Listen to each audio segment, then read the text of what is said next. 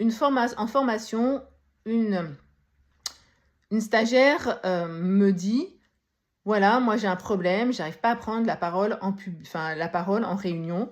Quand je prends la parole, alors que ma manager me dit que je suis performante, que je pourrais le faire, que j'ai pas de honte à avoir, eh bien j'ai les mains moites, je deviens toute rouge, et du coup ça m'handicape et j'ose pas prendre pleinement ma place et ça me bloque dans mon évolution professionnelle.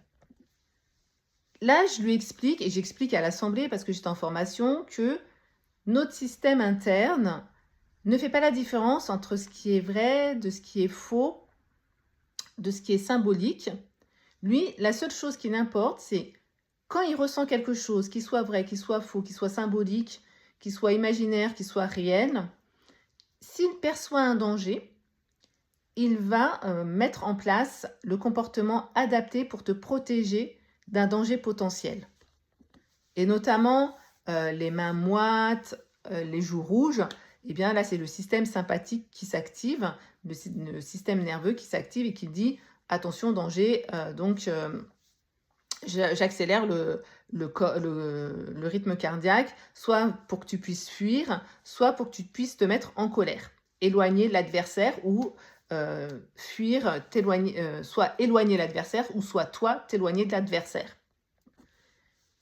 Et elle me dit, je lui dis, bah, peut-être que toi, tu as vécu dans ta vie, tu as vécu des événements où lorsque tu as pris la parole, tu as parlé, eh bien, il s'est passé un truc que ton système nerveux ton système interne a perçu comme étant dangereux. Et je lui dis, peut-être aussi, comme ça peut être symbolique, quand tu étais enfant, tu as peut-être regardé un dessin animé où il y avait quelqu'un qui parlait, qui disait papa, papa, papa, et il y a un autre qui est arrivé, qui avait un bâton sur la tête, il lui a tapé sur la tête parce que l'autre il faisait papa, papa, papa, il a tapé sur la tête et les autres, dans le dessin animé, se moquaient de lui. Donc elle me dit, bah non, j'ai pas de souvenir de ça. Là, je lui dis, bah écoute, maintenant que ton subconscient a cette information, il se peut que y a un moment, tu as un souvenir qui remonte, quelque chose, un événement que tu as vécu qui remonte. Et après, si jamais ça remonte, on ira voir comment décompresser, supprimer cette peur qui est en lien avec le fait de parler avec les autres, qui est là pour te protéger d'un danger potentiel. Donc moi, je continue ma prestation. Et d'un coup, elle se lève, elle me dit, madame, il faut que je sorte. Et parce qu'il y a un souvenir qui était remonté et elle pleurait. Donc, elle a voulu s'isoler.